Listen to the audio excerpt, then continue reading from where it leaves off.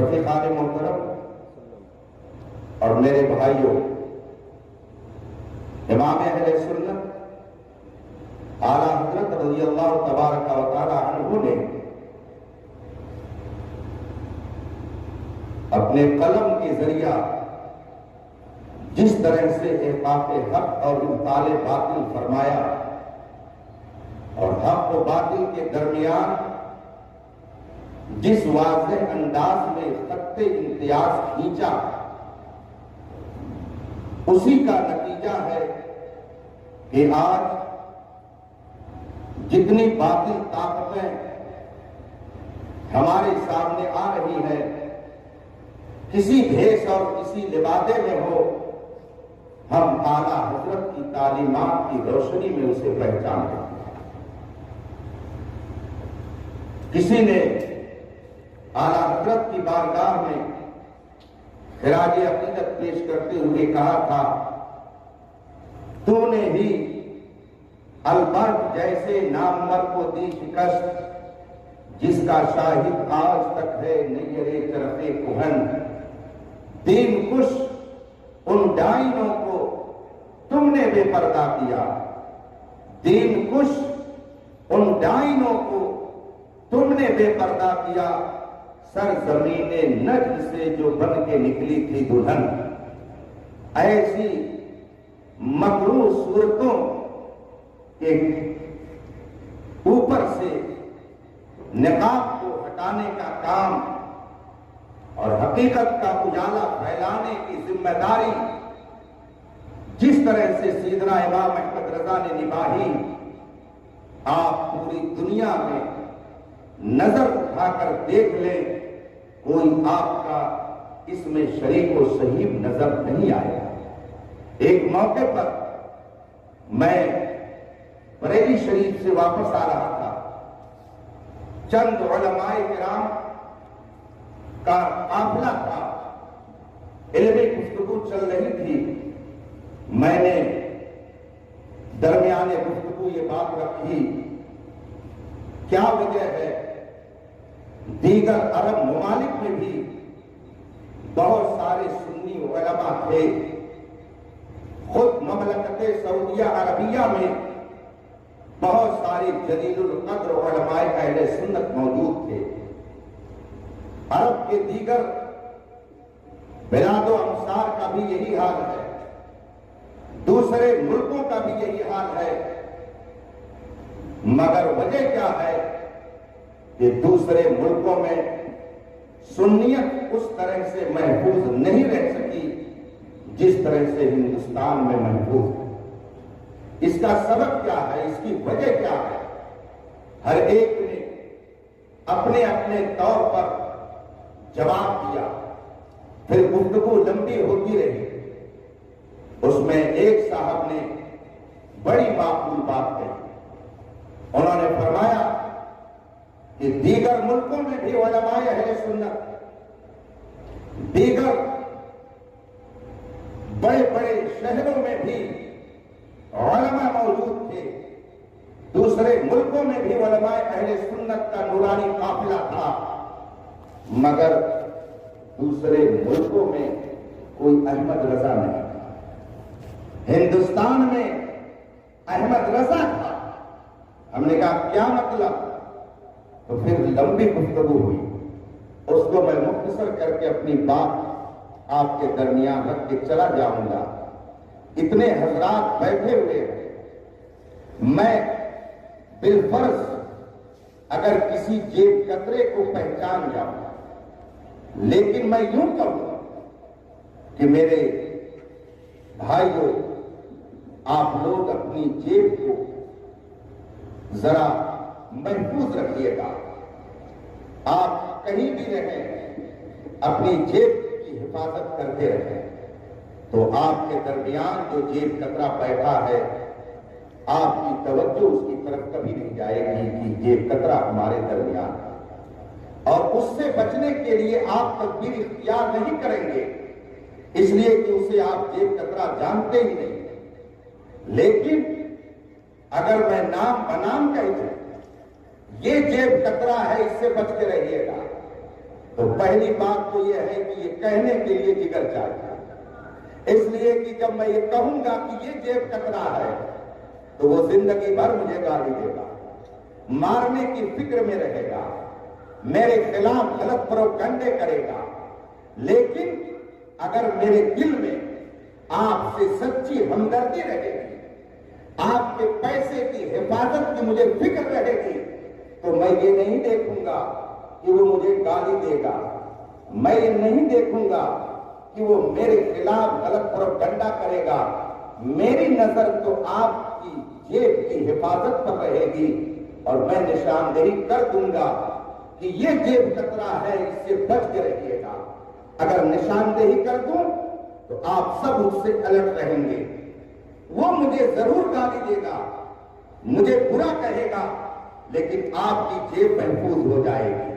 یہ کہنے کے لیے جگر چاہیے۔ اور علماء کہتے تھے جو گستاخ نبی ہے وہ مسلمان نہیں ہے۔ کوئی کہتا تھا جو خاتم النبیین کا معنی آخری نبی نہ لے وہ کافر ہے۔ کوئی کہتا تھا ہاں جو گستاخی رسول کرے وہ مسلمان نہیں ہے۔ لیکن کس نے یہ حرکت کی ہے؟ کون ہے گستاخ رسول؟ کون ہے جس نے خدا کی عظمت پر معاذ اللہ رب العالمین تھپا لگانے کی ناپاک جسارت کی؟ کون ہے جس نے خاتم النبیین بمعنی آخر النبیین کا انکار کیا ہے؟ کون ہے جس نے اللہ و رسول کی شان میں بے ادبیوں کے کلمات لکھے ہیں؟ نام لے کر کے کہنے کے لیے جگر چاہیے تھا۔ وہ جگر کم لوگوں کے پاس تھا۔ رب قدیر نے بریلی میں امام احمد رضا کو وہ جگر دے کر کے بھیجا کہ جس نے نام بنام ہر ایک گستاخ رسول کو بے نقاب کر کے فرمایا ایسے کام نہیں چلے گا کہ گستاخ رسول سے بچو، بتاؤ کہ کون گستاخ رسول ہے۔ امام احمد رضا نے بتایا یہ قاسم نانوتوی ہے، یہ گستاخ رسول ہے، یہ اشرف علی تھانوی ہے، یہ گستاخ رسول ہے، یہ دیوبند کا فلاں عالم ہے، یہ گستاخ رسول ہے۔ نام بنام لے کر کے جب امام احمد رضا نے ان گستاخوں کے چہرے سے نقاب ہٹائی تو قوم مسلم نے ان گستاخوں کو پہچان لیا اور انہوں نے یہ کہہ دیا نبی سے جو ہو بیگانہ اسے دل سے جدا کر دو، پدر مادر برادر جان و مال پر۔ مگر یہ کہنے کے لیے بھی جگر چاہیے۔ یہ جگر امام احمد رضا کا جگر ہے۔ یہ جگر امام احمد رضا کی بارگاہ میں پرورش پانے والوں کا جگر ہے۔ یہ جگر صدر الافاضل کا جگر ہے۔ یہ جگر صدر الشریعہ کا جگر ہے۔ یہ جگر سرکار مفتی اعظم ہند کا جگر ہے۔ یہ جگر حجت الاسلام کا جگر ہے۔ یہ جگر مبلغ اسلام کا جگر ہے۔ یہ جگر شہر سنت کا جگر ہے۔ یہ وہ جگر ہیں کہ جنہوں نے جدھر رخ کر دیا بد مذہبیت کی کایا پلٹ کر دی اور اہل سنت کا چہرہ اس طرح سے روشن ہو گیا کہ گلی گلی میں مسلک اعلیٰ حضرت کا نعرہ لگانے والے پیدا ہوئے۔ رب قدیر اس عظیم محسن کی عظمتوں کا چراغ ہمیں اپنے دل میں جلائے رکھنے کی توفیق عطا فرمائے۔ من لم یشکر الناس لم یشکر اللہ۔ جو انسان کا شکر گزار نہیں وہ خدا کا بھی شکر گزار بندہ نہیں بن سکتا ہے۔ امام احمد رضا کا احسان ہے کہ آپ اس وقت روناہی کے اندر اتنا بڑا ادارہ دیکھ رہے ہیں۔ امام احمد رضا کا احسان ہے کہ آپ الجامعۃ الاشرفیہ دیکھ رہے ہیں۔ امام احمد رضا کا احسان ہے کہ آپ دارالعلوم علیمیہ دیکھ رہے ہیں۔ امام احمد رضا کا احسان ہے کہ آپ دارالعلوم فیض الرسول پڑاؤ دیکھ رہے ہیں۔ امام احمد رضا کا احسان ہے کہ آپ جامعہ امجدیہ دیکھ رہے ہیں۔ اڑیسہ اور بنگال سے لے کر کشمیر تک آپ دیکھتے چلے جائیے، علماء اہل سنت کی کھدان جہاں جہاں آپ کو نظر آئے گی کہنا پڑے گا وادی رضا کی کوہ ہمارا رضا کا ہے کہ سندھ دیکھیے وہ علاقہ۔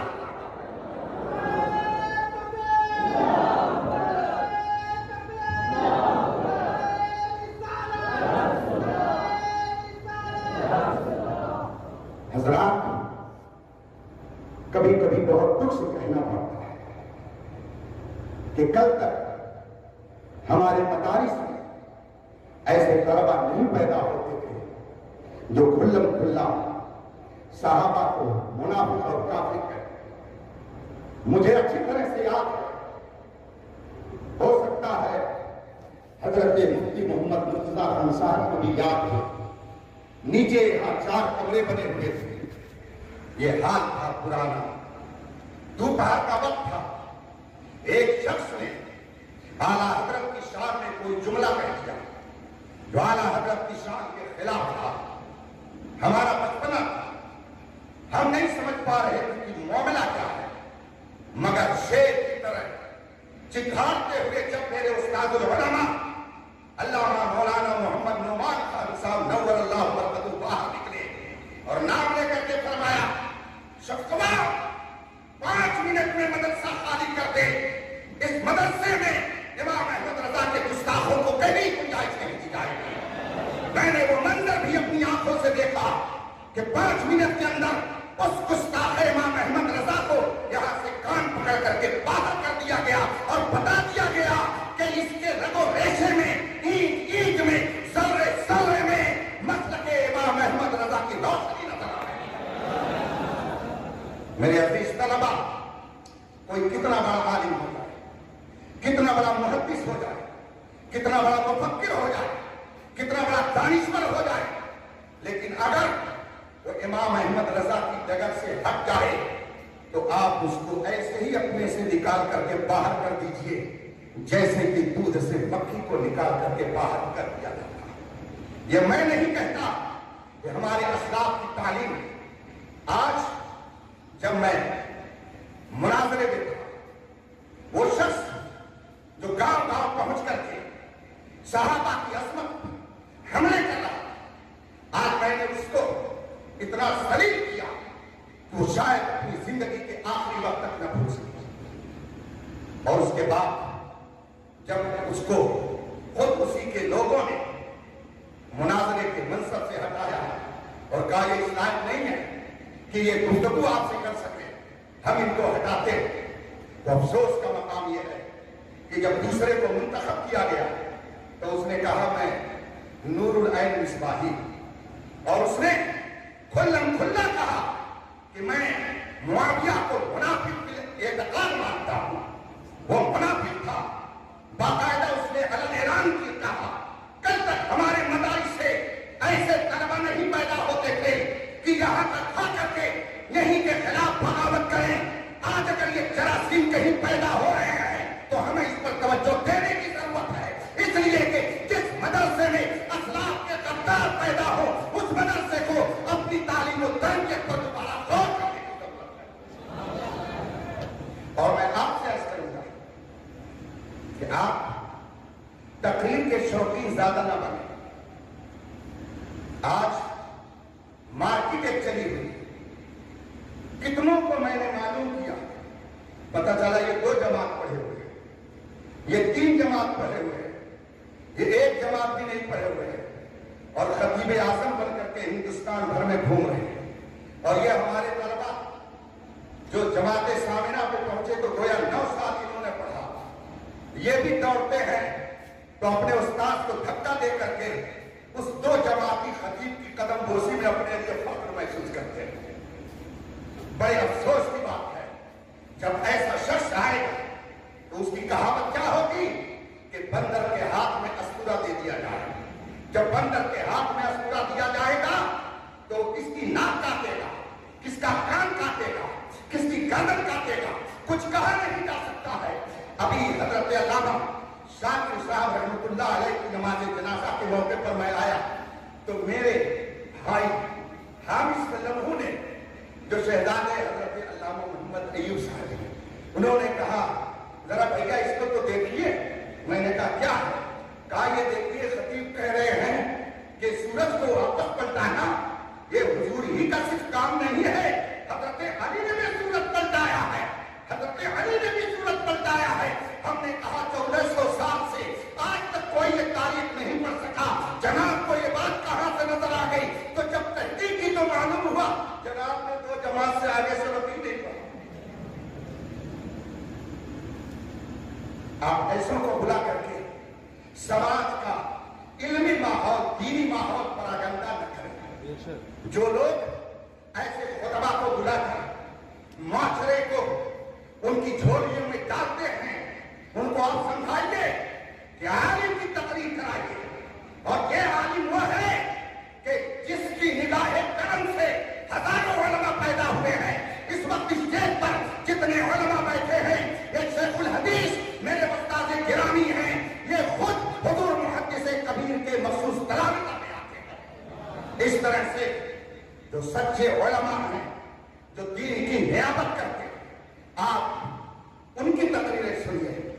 और वो पीर जो अपनी महफिल में मौलाना को, उलमा को मुल्ला कह के पुकारे, जिन पीरों को आप स्टेज पर बुला करके कुतुब और अब्दाल बनाते हैं, वो आप ही के खिलाफ समाज में जाकर के माहौल बनाते हैं और कहते हैं ये मुल्लागिरी करते हैं।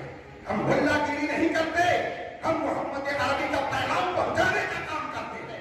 ये मुल्लागिरी नहीं करते हैं, ये रसूल पाक के दीन की तालीम को आम करने की कोशिश करते हैं। जो इसे मुल्लागिरी से ताबीर करे, वो जब रसगुल्ला खाने के बाद वहां जाएगा तो इतना हैंडर लगेगा कि दिमाग सेंटर में आ जाए। यह मेरा पानी जो इस वक्त हिंदुस्तान में अपनी मिसाल आप है, अपनी मिसाल आप है।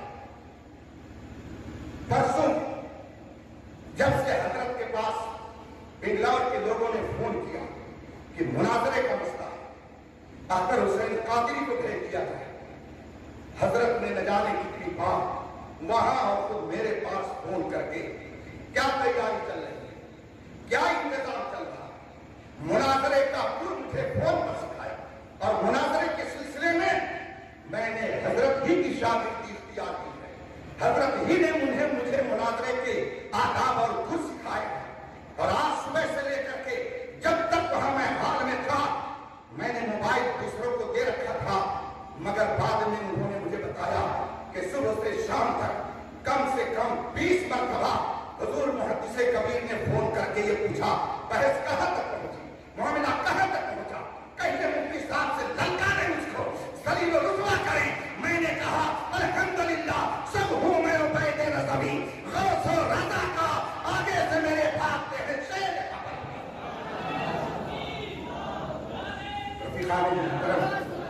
और मेरे उस्ताद भाइयों, सच बताता हूं, मुझको आपसे बेपनाह मोहब्बत। मुझको तकरीबन 32 साल हो गए रौनाही से गए हुए, मगर आज भी जब मैं आता हूं तो मैं अपने आप को एक तालिब इल्म ही की हैसियत से यहां पेश करता हूं।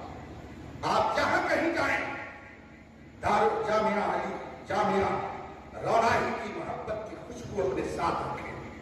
जो जामिया का मिशन है, जो मेरे उस्ताद गिरामी इमामुल उलमा हुजूर मुफ्ती शब्बीर हसन रज़वी रहमतुल्लाह अलैह अपनी जिंदगी के आखिरी लम्हे तक बताते रहे, उसी मसलके आला हजरत पर कायम रहिएगा। जिंदगी ये नहीं है किसी के लिए, जिंदगी है नबी की, नबी के लिए। हमारे मुंह में जबान है, ये जबान बोलने के लिए, ये गोश्त का लुथड़ा है, इसमें बोलने की ताकत किसने दी है? ये आंख है, एक लुथड़ा है, मगर उसमें देखने की ताकत किसने दी है? ये कान है, जो एक टुकड़ा है बहुत ही नरम हड्डियों का, उसमें सुनने की ताकत किसने रखी है और क्यों रखी है? आला हजरत ने फरमाया, दहन में ज़बान तुम्हारे लिए, बदन में है जान, हम आए यहां उठे भी वहां। जिंदगी ये नहीं है किसी के लिए, जिंदगी है नबी की, नबी के लिए ना समझ मरता है, जिंदगी के लिए जीना मरना है सब कुछ नबी के लिए। मसलके आला हजरत पे कायम रहो, जिंदगी दी गई है। वाखिर दावाना अल्हम्दुलिल्लाह रब्बिल आलमीन।